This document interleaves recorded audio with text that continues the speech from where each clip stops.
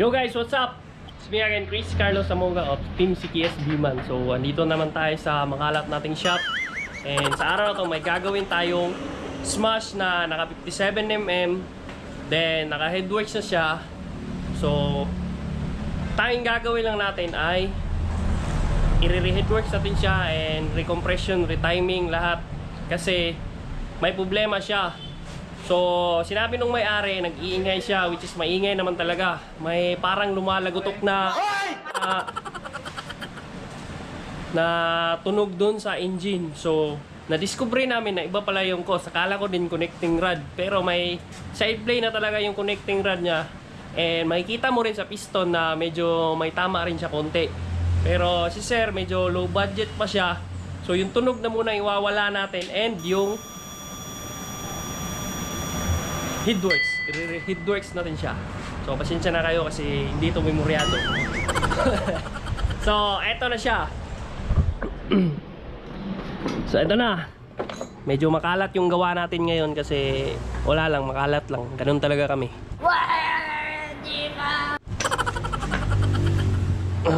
Ito yung side play niya. Yan, medyo may konti na. And ito, dito naman wala pa. So ito, dito mo makikita bakit may tama yung piston. Yan no. May kunting alog siya. Paano masabi? So supposedly overhaul natin to, pero yung budget ni sir medyo kulang pa konti. So akala ko din ito yung matunog. So ito pala yun guys. Wasak pala yung starter clutch nya. Eto. Na sinabihan rin siya nung unang mekaniko, which is tropa rin natin dun sa may bandang downtown, pero hindi na nagawa kasi medyo busy rin yung tropa natin, may ibang trabaho. Kaya dito na lang siya pinasa. So ito yun. Ito pala yung nag-recreate ng ingay. So katulad din siya ng mga sniper or ibang brand ng motor na nasira rin yung starter clutch. So siguro ang cause nito ay siyempre lumuluwag. Kailangan i-check ng mga mekaniko pag mga ilang taon na yung motor or ilang taon nang ginagamit kasi may chance talaga lumuluwag dito. Lalo na yung mga upgrade na Sniper 150. Ito pala yun, kinain na. Pag luwag niya, tatama siya rito. Kaya halos maupod na siya yung ulo. Ito. So, eto na muna ang gagawin natin. Hindi na natin siya lalagyan ito for the meantime kasi hindi pa nakabili si sir. And papalitan rin natin ng lalo na to oil filter kasi siya yung nagdadala lahat ng malinis na oil papuntang head parts and sa crankshaft, lahat. Kaya siguro doing malinis to and walang dumi. Kaya papalitan rin natin dyan. And nahigpitan rin pala to ni sir dati. Naputol yung bolt nya. Natanggal na natin, which is ito yun. So babalik na lang natin to. Papalitan natin ang gasket or ano pa. And sana walang usok na mangyari kasi medyo may tama na yung bore ni sir. Etong set na to for the meantime lang to kasi antayin natin magka-budget ulit si sir. Eto, may hairline siya. So, siguro nag-short siya dati or yung connecting rod niya talaga ay malaki na yung sira. So, malalaman natin yun pag andar niya ulit. If malaki ba yung usok or ano ba talaga. Pero sana, aabot siya ng halos or aabot siya ng 1 week para dun sa budget ni sir. So, eto, for a meantime muna, gagamitin niya munang service pang trabaho. So, i-re-headworks so siya.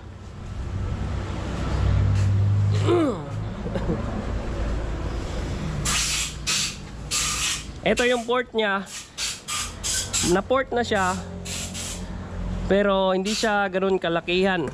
So, gagawin ko, medyo lalakihan ko rin siya ng konti para sa 57mm na bore kit. So, dumaan na pala to sa pagkawasak, no? Buti na lang na-recover pa yung chamber niya. So lalakyan ko na lang. And wala, typical lang na porting kasi service lang siya. So may ginagawa rin pala ako ngayon dito. Ginagawa ko na rin pala yung pangkarera natin na 219cc. Ito na siya. So babaguhin ko pa yung flywheel. Marami pa akong babaguhin. Pero sa headworks tapos na ako. So ano pa ba? So subscribe ka naman dyan, pahingi ng konting like and pa-comment na rin.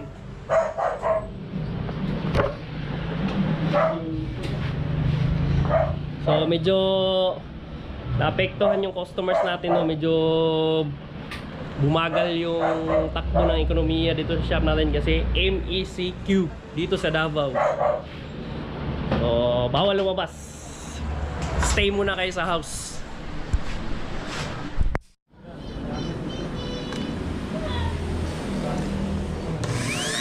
So ito pala yung mga basics ng pag nagpo-port ka, no. Ganito siya, oh. Kunan mo siya rito kasi para ka nang naka-valve throat niyan pag ito yung gamit mo. So bakit mo lalakihan dito? Para mas maraming burn gas kasi exhaust to na dadaan dito, mas mabilis siyang makakalabas. So kunin natin yung mga rough surface dyan or tingin mo na sasagabal sa pag nakakasagabal sa pag labas ng usok. And dito rin same time sa intake din ganon din, lalakyan mo lang konti dito and dito rin. Halimbawa 28mm yung carb mo, so isipin mo rin na makakapasok lahat yung air and fuel mixture dito ng mabilis. So may mga sukat talaga na required, pero ito since na service type lang to, pang ano-ano lang, lalakyan lang natin siya ng konti. Pero pag sa karera, iba na yung usapan dun. Hindi ko rin sinasabi na ganun talaga yung gagawin nyo na sukat, kasi kayo na mismo mag-try sa sarili ninyo. Baka mali pala ako. So bibigyan ko lang kayo ng konting tip. So eto dito may porting tool ka, dandahan lang. Yan. Ganun. Punan mo hanggang doon sa kaloob-looban. So dito muna tayo sa exhaust.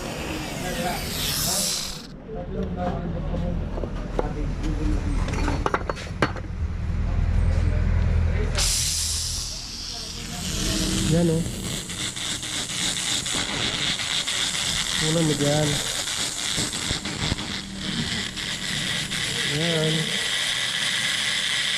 Baga lilinisin natin na sabay. Iniisip mo, imagine natin na lalakas yung flow.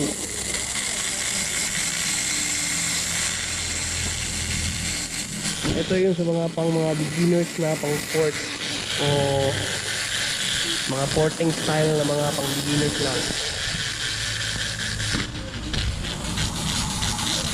Kasi I'm sure pag expert na halos lahat nakakita ng video na to, may sarili na silang pamamamaraan. Iba-iba na yun.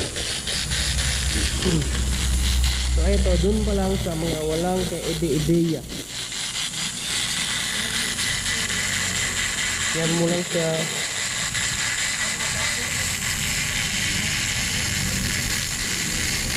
Halimbawa ito, nasa 19mm circumference. So gawin mo lang siyang 20, pwede na. So dapat may panukat ka, caliper at kung ano-ano pang tool na pwedeng isukat. Pero wag din sa sobra kasi kakainin niya rin to dito, yung upuan ng valvula natin, valve ring.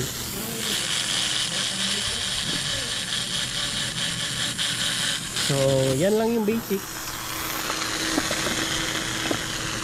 Dito ka rin banda para dun sa mga low budget na mga gumagawa. So XRM 125 Yamaha bike, Suzuki bike, like sa ginagawa natin ngayon na Smash. So ganito lang lahat pagpo-port, kahit ano pang head, para iba sa 4 valves. So gagawa tayo sa 4 valves next time. Pero yung diskarte ko sa 4 valves, ewan ko na lang kung ano yung diskarte nyo. So ganun lang, finish lang. And imagine niyo na lalakas ba ang flow nito. So mag-create kayo ng imagination na okay kaya itong ginagawa nyo. Kasi ako feeling ko okay naman.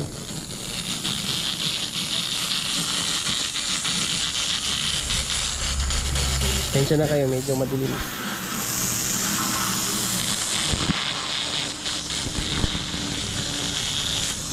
Papakita na natin yung finished product mamaya.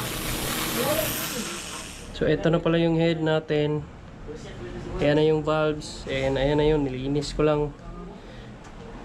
Pero wala natin magagawa dito sa mga marks ng pagkasabog niya dati. Yan na lang. And ito na yung port. Yan.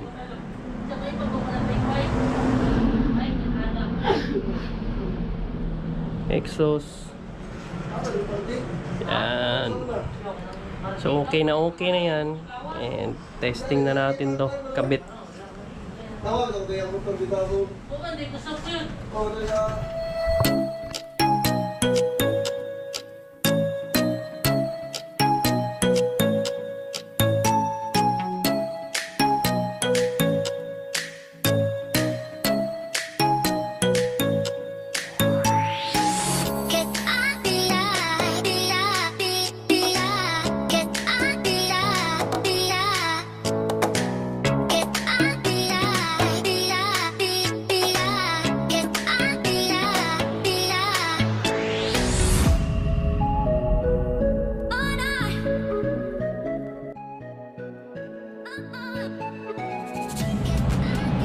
Showa.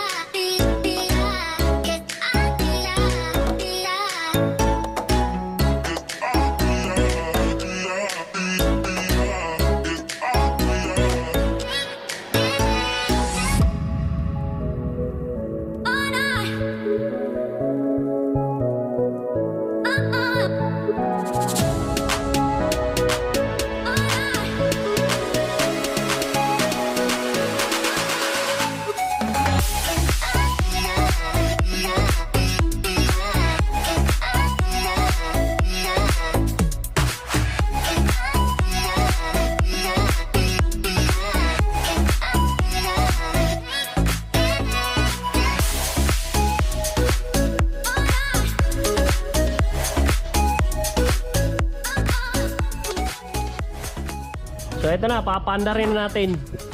Kakatapos lang ikabit lahat. Actually, napaandar na talaga. Pero for the sake of this video, papaandarin ko ulit. Ito yung carb. And wala siyang minor dati, pero ngayon sana may minor na.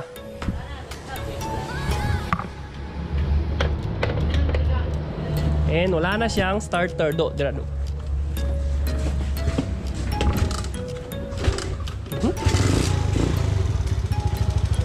minor na. And wala na rin siyang ingay maliban dito. Kung plunger na.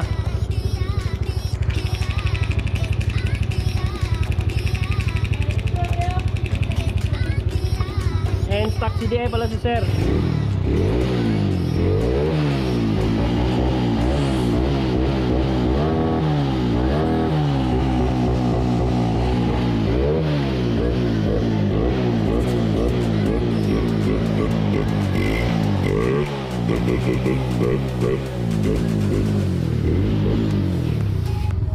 Double check natin yung oil.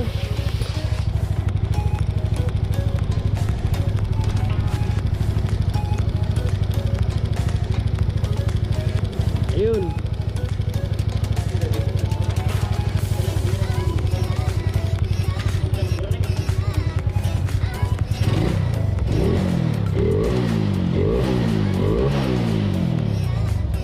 RPM lagi zero. Sabi ka RPM no.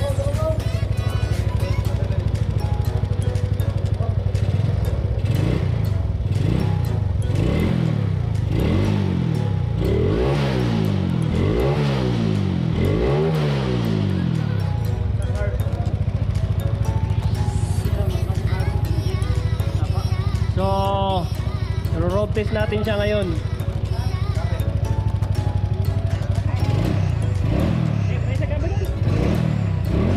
Oh, wala tayong ginalaw sa tono niya, yun yung jet niya, yun lahat. So, nagka-minor na siya, dati walang minor.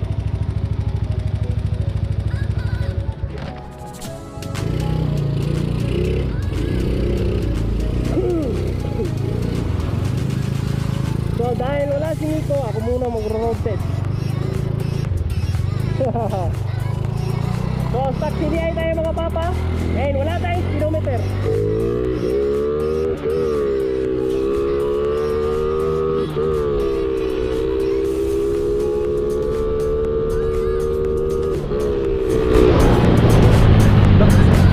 So medyo slight pala yung lining natin. And kailangan palitan. Pero sa performance niya maganda. Andun yung RPM.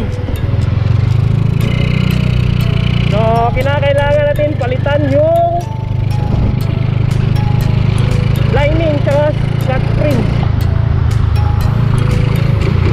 So ito yung mga tipid-tipid muna na set natin, no. And may tunog pala yung crankshaft niya konti. So kailangan na talaga i-over to by next week. Overhaul. So ang daming sasakyan. Pero feel na feel ko yung torque niya. Kahit slide yung lining.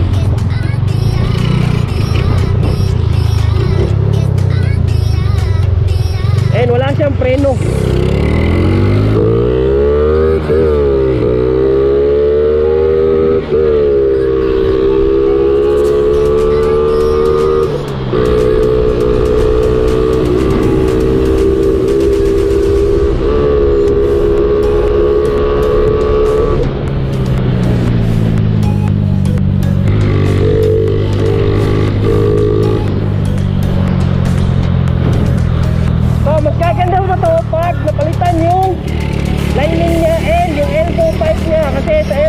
Sakto yung elbow, maliit yung butas. Pero nakakakalkal naman siya. Mabilis lang siya umalis.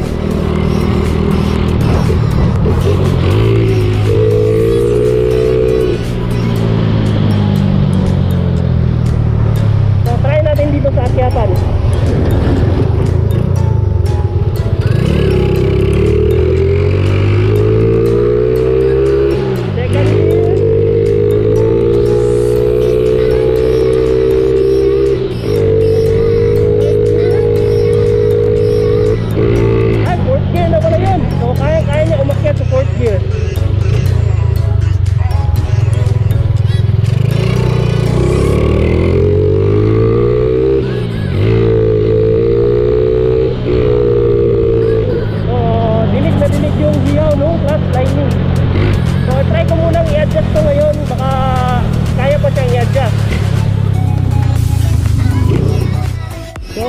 Take two.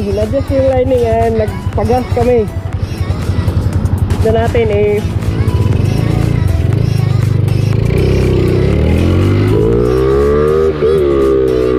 Nag-slide talaga siya. So, start pa daw to simula nung pagbili.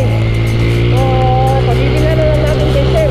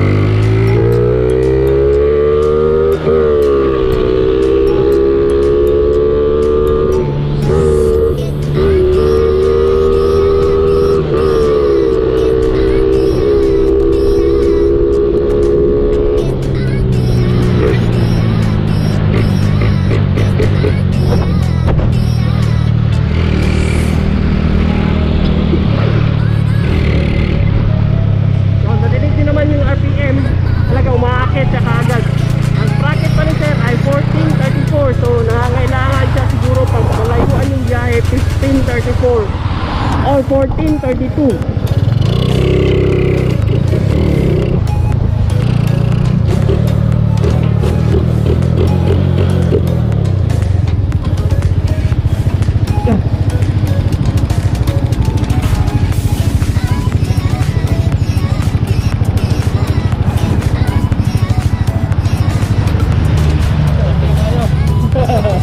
Okay.